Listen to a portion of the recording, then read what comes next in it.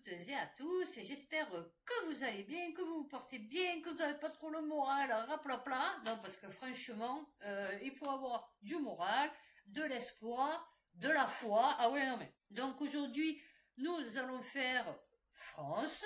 Ben, France comme d'habitude, hein, on n'a que du beau, que du bon. Donc je vais parler un peu, alors, de ce qui s'est passé là, le TDPF, là, je sais pas quoi, les droits des prisonniers français.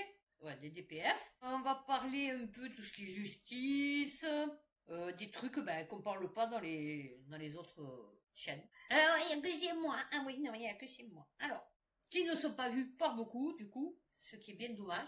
Je crois qu'il y a vraiment quelque chose. Ah ouais, non. Donc, je voulais remercier déjà, avant de commencer, tous ceux qui me regardent, tous ceux qui s'abonnent, tous ceux qui me laissent des petits commentaires. Donc, déjà, me regardent, ça sera déjà pas mal. Donc j'ai vu Darmanin, alors Darmanin m'a fait rire, hein, parce que Darmanin, au début, quand il y a eu ça, il a dit, ouais, vous savez, avec sa bouche de chameau, là, il a une bouche de chameau. Non, non, mais vraiment, il a la bouche du jardin quand il fait le chameau. Je sais pas pourquoi, mais c'est bizarre. Donc ça, il me dégoûte ce mec. Bon, de toute façon, il me dégoûte tous. Et donc il a dit, ouais, c'est des mecs qu'on paye 500 000 euros pour foutre le feu à des voitures. Bon, du coup, maintenant, c'est carrément un réseau organisé qui met en ligne des vidéos sur le réseau crypté. Ce n'est pas du tout des petits cons qu'on paye 500 euros pour aller brûler des voitures de Condé. En sachant qu'ils vont les brûler sur des parkings sécurisés. Hein? Non, non, le truc, il est sécurisé. Et ils arrivent à rentrer, à pénétrer. Bon, parce qu'il n'y a pas de fil barbelé, il n'y a rien. Hein? Donc, c'est des petits grillages avec des caméras. Donc on se demande qui c'est qui regarde les caméras, parce que logiquement, si c'est sécurisé, il y a une alarme. Donc tu te doutes que les mecs, logiquement, dès qu'ils pénètrent, au pire mais des chiens, quand il y a des gens qui pénètrent à l'intérieur des parkings, le chien il aboie, à défaut d'avoir une technologie qui permet de détecter les mouvements. Et tu te demandes comment ça se fait que les mecs ils peuvent rentrer, brûler des voitures, ressortir tranquille sans que les mecs ils s'en aperçoivent à l'intérieur. Que si une fois qu'il y a le feu, qu'on dit oh putain ça brûle et tout, qu'en fait ils se rendent compte qu'on leur a brûlé la voiture. Donc voilà, déjà, bon en plus ils sont terrorisés, donc déjà tu vois le niveau, ça existerait pas dans notre pays. Nous ici en France, les mecs ils sont terrorisés parce qu'on vient brûler leur voiture dans des parkings sécurisés devant leur prison là où ils travaillent. Bon, d'accord, ok, il n'y a pas de souci. Et donc le mec il a dit que Darmanin que c'était parce que il va y avoir les lois anti-trafic, narcotrafiquants. Et donc c'est pour ça que les narcotrafiquants ils ont peur. Donc je me doute qu'à Rennes, la fusillade qu'il y a eu en plein centre-ville, c'est parce qu'ils avaient trop peur. Voilà. Tu vois, encore fake news, le mec il balance des trucs, un peu comme le salut nazi de Philippot pendant la crise Covid.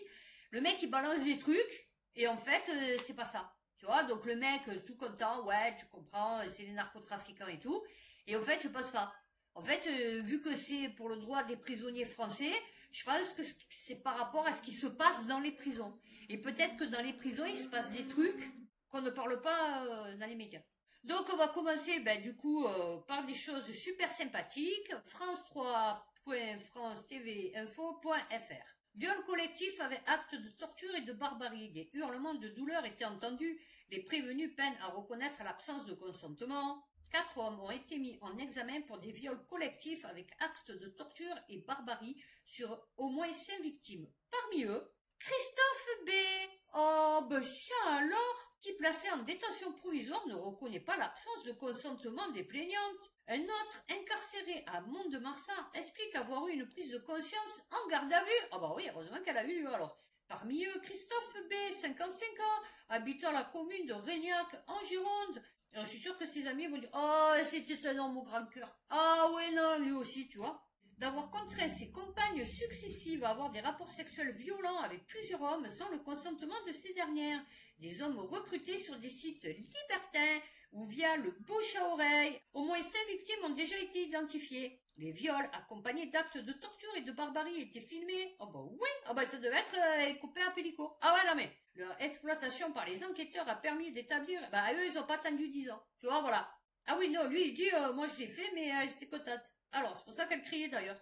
Lui a le sentiment que ces pratiques étaient librement consenties et s'inscrivaient dans le parcours de libertinage qui a été le sien depuis de nombreuses... Ah bah oui, attends, c'est son parcours. Ah, laisse-lui être lui quand même. Accompagné par certaines de ses compagnes. Il va falloir s'intéresser de très près au profil psychologique des mises en examen et des plaignantes. Ah, surtout des plaignantes. Ah oui, non, parce que du coup, elles se sont rebellées, c'est pas normal. Jean-Daniel est l'un des hommes sollicités par Christophe B. Oh bah oui, l'homme, un Girondin de 57 ans, séparé et père de 2 filles magnifiques majeures, est aujourd'hui mis en examen pour viol et actes de torture et barbarie. Oh bah écoute, mon client a vécu un choc de visionnage, explique son avocat. Ah mais c'est pas moi. Non, c'est pas moi qui fais ça. Bon non. Ah ben non, mais c'est ce qu'il a dit, dissociation. Non, c'est pas moi. C'est moi, mais c'est pas moi. Eh ouais, responsable, mais pas coupable. Ah ouais, non mais. Bon, il y en a 4, on ne sait pas qui c'est les autres. Alors attends. Les hommes mis en examen à court la réclusion perpétuelle. Bon, tu parles, les 6 mois, ils sont dehors. Ah ben justement, j'ai regardé à midi, juste milieu, et il parlait de l'euthanasie, vous savez, pour les mineurs. Et ben voilà. Non, alors très intéressant, il faut le regarder. Parce que du coup, voilà, moi j'aime bien juste milieu, parce qu'il est un peu comme moi, il est au milieu. Bon, moi je suis un peu plus, voilà, parce que lui c'est un mec tranquille, putain, il a 28 ans. Non mais je pensais qu'il était vachement plus vieux que 28 ans, quoi, tu vois. Et donc il parlait de ça, il parlait de l'euthanasie chez les mineurs, et que c'était flou, comme d'habitude, et que donc on pouvait faire ce qu'on voulait de la loi. BFMTV.com, la justice approuve l'arrêt des soins d'une fillette atteinte d'une tumeur que ses parents voulaient maintenir en vie. Ah ben ça commence, hein? Les parents s'opposaient à l'arrêt des soins de leur fille hospitalisée en service de réanimation et souhaitaient disposer d'un délai supplémentaire. Le tribunal administratif a estimé que cela coûterait trop cher à la société et donc a décidé de la débrancher. Non, c'est pas vrai. Non, mais on pourrait le marquer. Alors, et souhaitait disposer d'un délai supplémentaire, le tribunal administratif a estimé qu'aucune démarche thérapeutique n'était plus possible et a tranché à faveur de l'hôpital. C'est exactement ce que je viens de dire. Évoquant l'extrême brutalité dans la survenance des événements et de la nécessité pour eux de disposer d'un délai supplémentaire pour accepter l'inéluctable. Porte une atteinte grave et manifestement illégale au droit au respect de la liberté d'exprimer leurs convictions religieuses. Non. Non, en France, non. Non, liberté et exprimer leurs convictions religieuses, non, tu peux pas. Ah non, c'est interdit par la laïcité. Ah ouais? La fillette souffre également d'une tumeur cérébrale de stade 4 et est totalement dépendante de la ventilation artificielle pour... Ah bah, ça y est, c'est fini, là. On a découvert d'une tumeur au cerveau, mais l'intervention a été compliquée par une hémorragie tumorale et intraventriculaire. Ouais, parce qu'en fait, les mecs, ils ont fait de la merde. Voilà. Et je suppose, parce que du coup, il y a eu une hémorragie. Donc, logiquement, tu fais attention de ne pas avoir d'hémorragie. Donc là, il y a eu une hémorragie, et donc du coup, son cerveau, il a cramé. Donc, à la base, elle avait juste une tumeur. Donc, en fait, c'est quand il a opéré que le cerveau, il est parti en brioche. Son état de santé ensuite continue à se dégrader, avec notamment une perte de respiration autonome. Pour justifier sa volonté d'arrêter les soins, le CHU d'Angers a également indiqué que la tumeur agressive dont souffre l'enfant est impossible à traiter compte tenu de son état neurologique. Bah oui, c'est sûr, tu as bousillé le cerveau. Non mais là, l'établissement hospitalier a pointé une obstination déraisonnable. Ah bah oui, ça coûte cher, ça occupe un lit. Attends, oh. La loi du 2 février 2016, dite loi Claes-Leonetti, précise que les traitements sont suspendus ou ne sont pas entrepris quand ils n'ont que pour seul effet un maintien artificiel de la vie et apparaissent inutiles ou disproportionnés, rappelle le site Vie publique. Ah bah oui. Une sédation profonde et continue provoquant une altération de la conscience peut être administrée jusqu'au décès. Oui, tu l'euthanasies, quoi. C'est-à-dire que là, s'il a des branches, s'il extube, et qu'elle ne meurt pas, ils vont la piquer. Eh ouais, non, parce que du coup, elle souffre. Vrai ou faux, l'Assemblée nationale peut-elle empêcher l'interdiction de la vente de voitures thermiques neuves en 2035? Alors oui, mais non. Ou non, mais oui. Ou peut-être. C'est flou. En réalité, le rejet de cette mesure par les députés ne modifie pas l'application du règlement européen en vertu du principe de primauté du droit de l'Union européenne. Eh ouais. Donc, logiquement, si je comprends bien, ils vont dire non, mais dans les faits, ils vont l'appliquer. D'inscrire dans le droit français la date européenne de 2035 pour l'interdiction de la vente de véhicules thermiques neufs, qui doit remplacer l'échéance de 2040, actée jusqu'ici par la France. À la suite de ce rejet, Marine Le Pen s'est empressée de féliciter les députés du Rassemblement national qui ont, selon elle, permis d'empêcher une mesure de non-sens. Qu'en est-il vraiment? Ah ouais, non mais je te dis, elle, vraiment, alors vraiment, elle, c'est vraiment la souillure de la souillure. Parce que quand tu trahis ton pays comme ça, non, parce que les autres, ça faisait longtemps. Mais elle, jusqu'en 2012, elle était contre l'Europe. Tu vois, parce qu'elle le sait très bien que ça passera pas, parce qu'elle est pas con, elle fait partie du système. En réalité, le vote des députés français ne change rien à l'entrée en vigueur de cette interdiction dans l'Union européenne. C'est pour ça que je vous dis que de voter, ça ne sert plus à rien.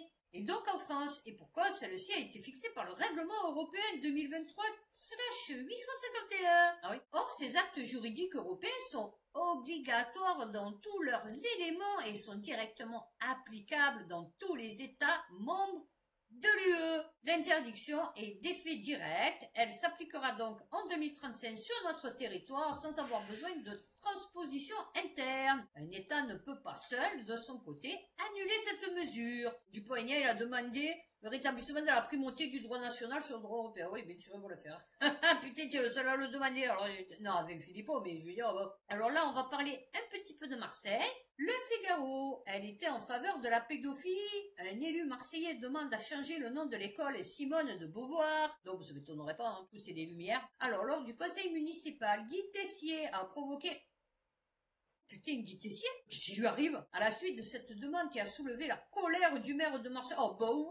Attends, notre Benoît Payan, notre printemps marseillais. Attends, notre socialiste plutôt. Ulcéré. Oh oui, oh, comment tu oses dire que Simone de Beauvoir prônait la pédophilie? Mais non, elle était merveilleuse. Elle est sortie de ses gongs. Ah ouais, non. Ah oui, pour que les femmes soient libres. Ah ouais, de se faire pédophiliser. Ouais, non, c'est sûr. Ouais, Marceau a été rénové dans le cadre d'un projet Marseille en grand. Ah, voilà, d'accord. Eh oui. Non, mais c'est vrai que Mike Borowitz, il a raison. Il y a tout qui se rejoint. Tu vois, Marseille en grand, qui vient de Macron. Marseille en grand, Macron, Simone de Beauvoir, pédophilie. Non, on est toujours dans le pyramide. Voilà. Mais elle avait signé une pétition qui défend les relations sexuelles entre enfants et adultes. Oh my god, heureusement que j'adorais lire Astérix et Obélix. Jamais de la vie je lis ces livres-là, mais tu es malade. Oh, mon Dieu, moi que ma fille... Et un jour, ils ont essayé de me faire lire 1789, c'est ça, de Victor Hugo. Putain, j'ai lu les 3 premières pages, j'ai dit, oh putain, c'est quoi cette merde? Je suis allée lire Rantanplan. Ah ouais, non mais je préfère, vraiment je préfère, tu vois, plutôt que d'avoir lu un livre et me dire, tiens, en vérité, j'ai lu le livre d'une personne qui prône la pédophilie, tu vois, ou l'inceste, ou tu vois, voilà. C'est honteux ce que vous faites au moment où des hommes frappent des femmes, où des élus sont mis en examen pour viol. Parler de qui? Darmanin? Donc Marseille en grand, Simone de Beauvoir, pédophilie, Macron. Et Payan, du coup. C'est bien. Fandroid, explosion des ventes de voitures électriques en Europe, les données qui changent tout. Sauf en France. Ah ouais, non, putain, nous en France, il n'y a rien qui va. Hein. Vraiment, il n'y a plus rien qui va. Il y a tout qui part en bibourine. Ah ouais, n'empêche, j'adore la bibourine, c'est trop bon. J'avais les colliers en bibourine, j'avais le petit bâton de bibourine, j'avais les sucettes en bibourine. Oh, j'adorais la bibourine. Ah ouais. Et j'adore toujours d'ailleurs. La Chine largement devant. L'Europe progresse. Ah ouais. Alors, à travers le monde, sur les 3 premiers mois de l'année 2025, cela représente une augmentation de 29%. C'est matriculé 4,1 millions de voitures 100% électriques. T'imagines? C'est pas beaucoup, hein. En Europe, 4 millions de véhicules électriques. C'est pas beaucoup. On est, combien elle a dit, elle? 454 millions, 600 millions, 600 millions. La Chine ne s'accapare plus de la moitié de ses ventes. Ah ouais, avec 2,4 millions d'unités écoulées. Ah ouais, c'est ça qui est chiant. Soit une augmentation de 36% par rapport à la même période l'an passé. Ah bon oui. En Europe, malgré un législateur léthargique face à la situation actuelle, le marché retrouve un peu de couleur. En effet, 900 000 voitures électriques ont été matriculées en janvier, février et mars. Oh oui, d'accord, sur le trimestre. Soit une augmentation de 22%. L'Amérique du Nord ne souffre visiblement pas encore trop de la nouvelle politique de Donald Trump avec 500 000 unités écoulées, soit une augmentation de 16%. La France, mauvais élève. Et vous l'aurez compris, globalement, ça va mieux partout, mais pas en France. En effet, le marché européen est largement porté par l'Allemagne qui a agi en fin d'année dernière avec de nouvelles aides. Cela semble porter ses fruits avec plus 37% outre-Rhin et même 64% chez nos voisins transalpins, quand la France chute de 5%. Nous, on est proche du fond, hein. Ah oui. La démocratisation des aides CEE, mais aussi le retour du leasing social espéré pour le début du second semestre et le retour des aides pour les utilitaires à 100% électriques. Oui, mais en sachant que maintenant, le rechargement des voitures électriques pour les entreprises sera plus gratuit pour les employés. Donc du coup, je pense que ça va être compliqué. Et on finit avec celui-là avant de passer au bref. Non, parce que celui-là, il m'a fait rire. Alors, vous avez entendu que Laurent Wauquiez...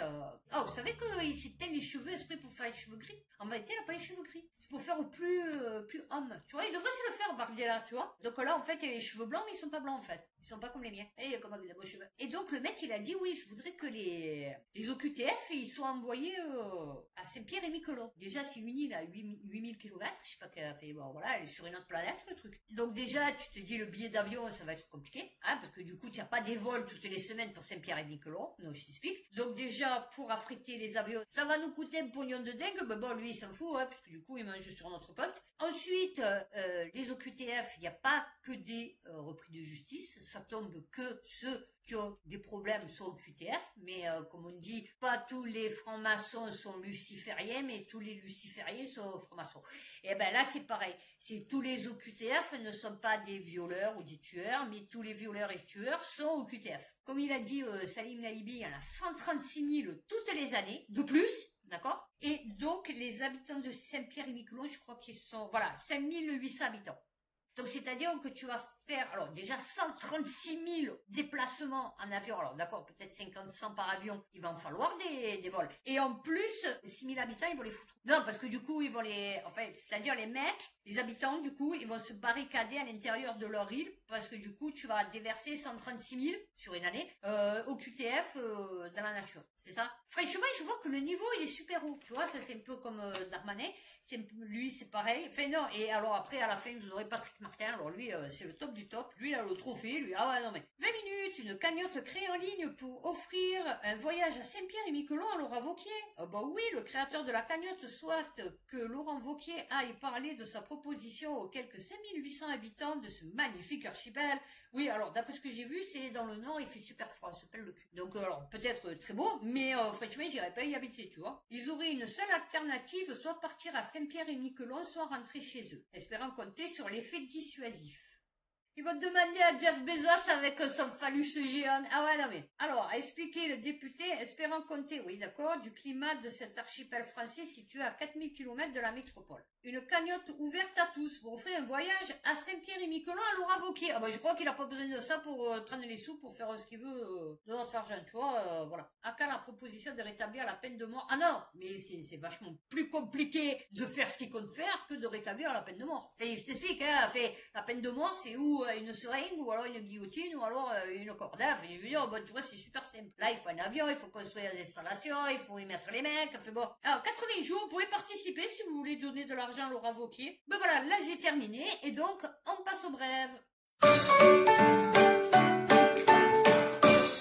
Libération, témoignages, coups de poing, jeux cruels, humiliation, les violences ont aussi lieu dans des écoles publiques. Pour la première fois dans le sillage de l'affaire de Bétaram, une plainte a été déposée pour violence contre un établissement public, l'école Jean Jaurès d'Anglais, par un ancien élève. Pour Gilles Parent, l'État doit reconnaître que les maltraitances ne sont pas limitées au privé. 11 autres plaintes visent par ailleurs le collège privé d'Ustaritz, où il a poursuivi sa scolarité. Non, je vois que la laïcité pour lutter contre la barbarie, ouais, non, mais c'est sûr. Le 19 mars, ouais, alors, 8 représentants de collectifs sont invités à témoigner des violences subies dans leur ancien établissement privé catholique. Parmi eux, Gilles Parent, 63 ans, doit évoquer le collège Saint-François-Xavier à Ustaritz, dans les Pyrénées-Atlantiques, le même département que Bétaram.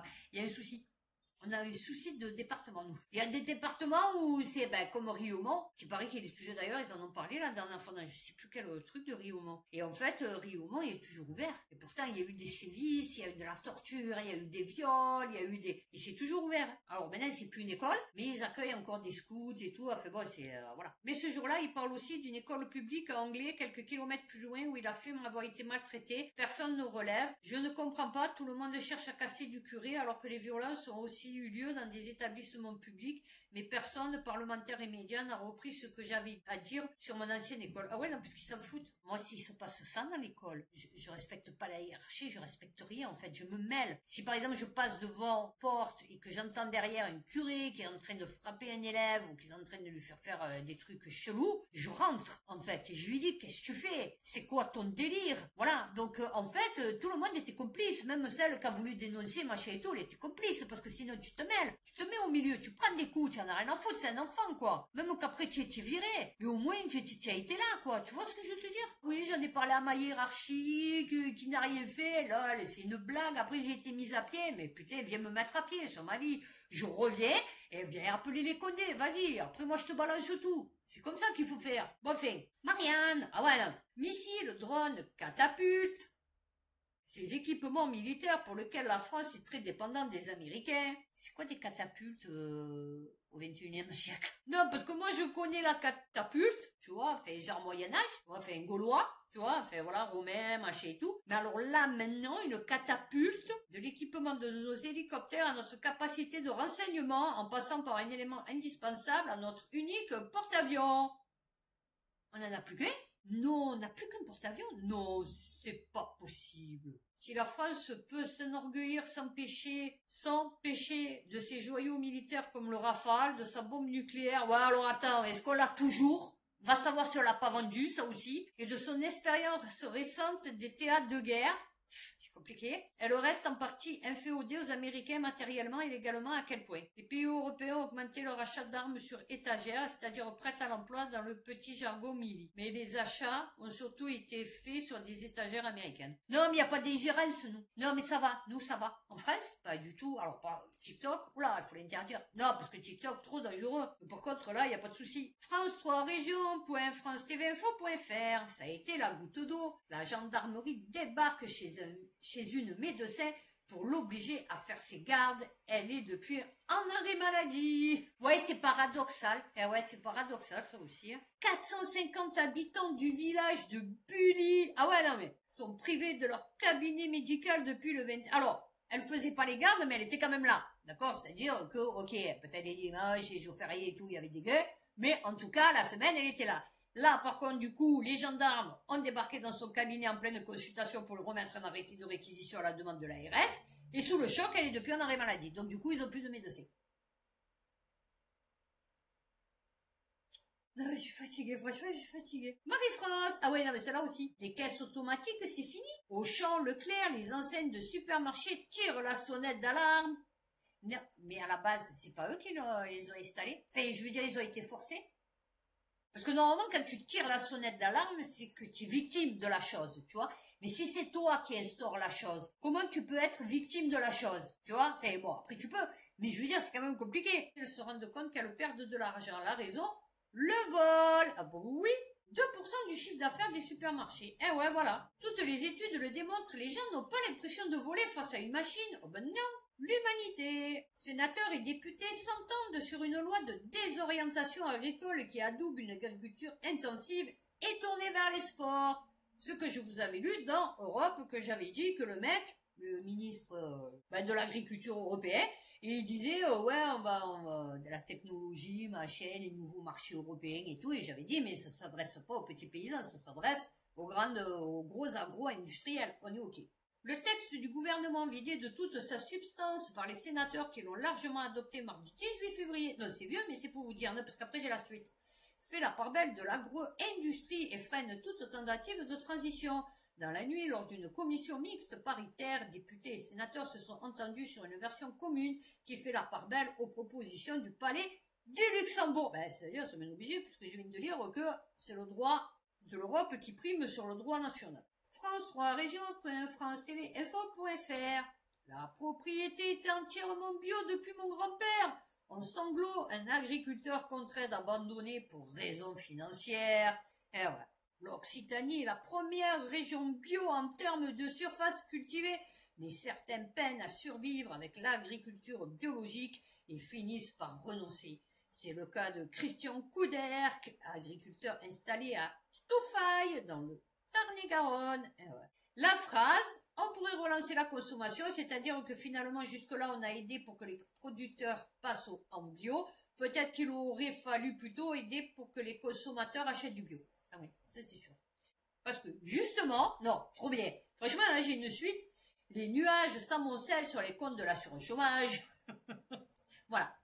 Le Figaro, bon oui, non, léger. Il est léger, le déficit de 100 millions. Ça va. Bondi de 4%, ça, soit 114 000 individus. 50 000 emplois supplémentaires supprimés en 2025, avant une légère embellie en 2026 et 2027.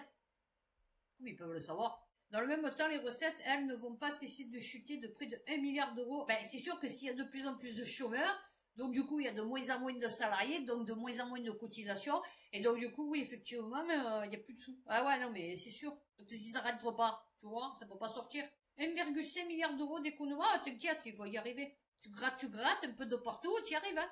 Ça, j'ai bien aimé. Non, parce que vous vous rappelez, Macron et les Amish. Ouais, on va pas vivre comme des Amish et tout. Europe 1, dans la Nièvre, une commune privée de réseau et d'internet jusqu'en 2027. Ah bah c'est bien, au moins ils ont la date. Ah le mec, ouais, tu peux regarder sur internet. Non, pas avant 2027. Non, pas avant 2027. Non, là j'ai pas de réseau jusqu'en 2027. Mais comment tu le sais? Ben parce que Europe 1 me l'a informé. Voilà, ils ont dit pas avant 2027. Donc je pourrais regarder sur Google, mais qu'en 2027. L'unique pylône de télécommunication utilisé par Orange a tout bonnement été coupé pour des raisons non communiquées. Et ouais, c'est pour ça qu'avant, c'était pas comme le téléphone avec le fil. Tu vois, avec la prise de courant. Tu vois, voilà. Non, c'est bien, c'est bien. Ben non, on vivra pas comme des Amish. Ça, c'est sûr. Alors, Marseille, oui, d'accord. Alors, il y a beaucoup d'immigration. Donc, il y a beaucoup d'immigration. Donc, du coup, c'est très sale. Donc, du coup, c'est pour ça que c'est pas nettoyé. Du coup, c'est très sale. Donc, on nettoie pas. Parce que, voilà.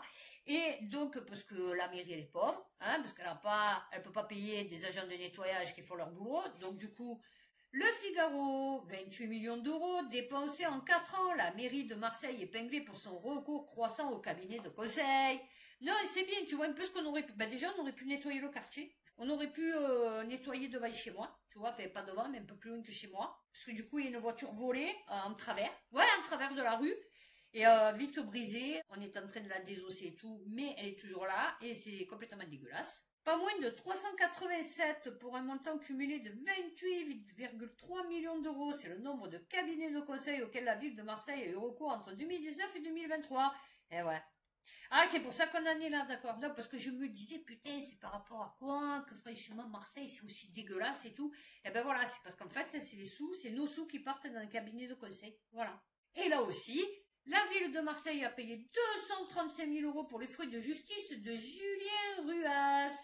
Mars Actu, je ne sais pas qui est cette personne. C'est l'adjoint au maire. D'accord, ok. Ah bah écoute, voilà. Il était le seul adjoint de Jean-Claude Gaudin poursuivi lors du procès de la rue d'Aubagne.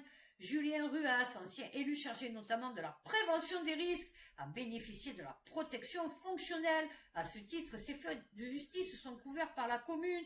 Ainsi, selon la Marseillaise, la mairie a dépensé 235 000 euros pour payer ses avocats, une enveloppe conséquente pour un procès hors norme. Des semaines durant, la justice a tenté de démêler... Ouais, non, mais c'est bien. Ce serait donc, toujours selon la Marseillaise, 130 000 euros supplémentaires qu'il faudrait ajouter. Ah non, elle ne confirme pas la mairie de Marseille. Ah bah non. Ah bah oui, parce que le calcul de l'addition n'est pas terminé. Ah ouais, non, c'est pas fini. Attends, on n'a pas fini. Sans compter qu'après le rendu du jugement, en fonction de celui-ci, Julien Ruas pourra faire appel. Ah bah oui, écoute. Non, c'est bien, parce que alors, le mec qui est chargé des risques, il fait pas son boulot. Il y a un immeuble qui s'est effondré, 8 personnes qui sont mortes. Donc, on le traîne en justice, parce que justement, il était payé, il était chargé de la sécurité, machin et tout, de l'urbanisme, je sais pas quoi. Donc, il est condamné. Et donc, c'est la mairie qui paye ses frais de justice. Eh bien, écoutez, j'ai terminé sur les brèves, et on va finir avec, alors, Patrick Martin. Franchement, je vous avoue que j'ai pas compris. Non, j'ai pas compris. Je l'ai vu je suis pas content. Et en fait, je me suis dit, c'est un fake, c'est une IA. Où ils ont pris un truc qui datait il y a 5 ans, quoi, tu vois. Non, il a sorti maintenant. Parce que bon, il s'arrête juste sur le truc il a dit pour le Covid, machin et tout. Mais en fait, si vous décortiquez ce qu'on va faire en vidéo finale, si vous décortiquez bien tout ce qu'il a dit, en fait, c'est que du mensonge, de la fake news. Et en fait, on va voir ses conflits d'intérêts. Ah ouais, parce que y a des trucs que je connaissais pas sur ce monsieur. Et vous allez l'apprendre dans la vidéo finale. Alors, vidéo finale. Donc, on va prendre déjà la vidéo. Donc, je vais prendre la vidéo, enfin l'extrait vidéo de Je suis pas content, hein, parce que du coup, j'ai que ça comme source, parce que je sais pas où aller la chercher. Voilà. Il y a des prestations qui sont remboursées et qui ne devraient pas l'être. Enfin, quand vous avez des patients... Vous pensez à la santé, notamment? C'est là que ça devient intéressant. Non, mais quand vous avez des patients qui refusent de se faire vacciner et qui ensuite sont hospitalisés aux frais de la collectivité, à un moment donné, ça serait pas illogique de leur dire, écoutez, vous avez refusé d'être vacciné alors que la vaccination est gratuite, vous coûtez très cher à la collectivité, donc vous payez les traitements que vous subissez parce que vous n'avez pas accepté d'être vacciné. La vaccination est gratuite. Ça coûte un pognon de dingue, l'hospitalisation des non-vaccinés.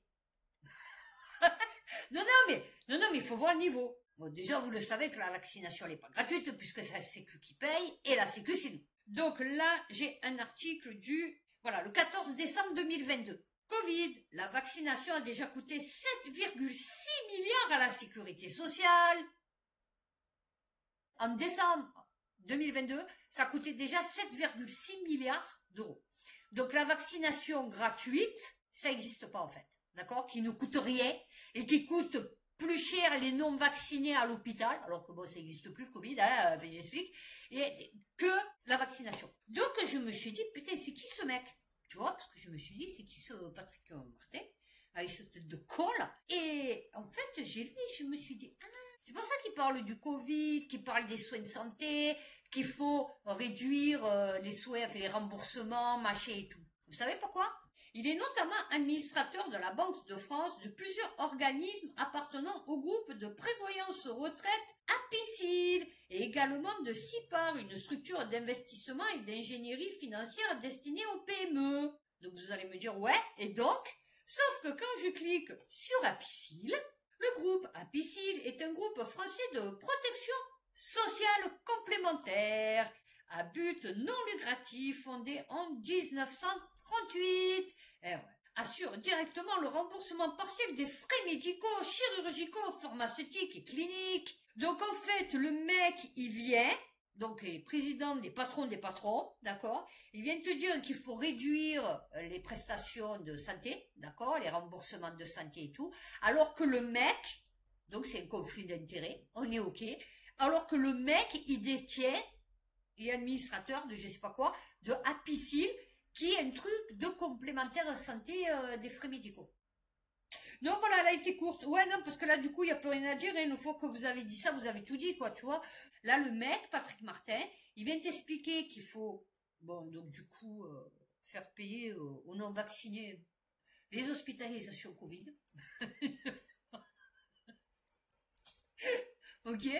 Et en plus, le mec, il te dit, il faut réduire, tu vois, les arrêts maladie, il faut réduire les remboursements des médicaments, il faut réduire les trucs par rapport à la santé, parce qu'en fait, le mec, il a un groupe de mutuelles, d'assureurs, de santé privés. Non, c'est bien. Bah, écoutez, je vois que, franchement, on est bien. Non, on est bien. Franchement, j'avoue que là, écoutez, c'est bien de dire qu'il faut réduire les trucs de santé quand il y a un truc de mutuelle. Ah ouais, non, c'est sûr, ça t'arrange. Hein. Donc lui, au moins, il s'est remboursé. Au plus, les gens, ils vont se tourner sur Apicil. Donc voilà, j'ai fini pour France. J'espère que cette vidéo vous aura plu. N'hésitez pas à la liker, à vous abonner, à laisser un petit commentaire si vous en avez envie. D'ici ma prochaine vidéo Europe, prenez soin de vous, faites attention à vous et puis à bientôt pour une prochaine vidéo.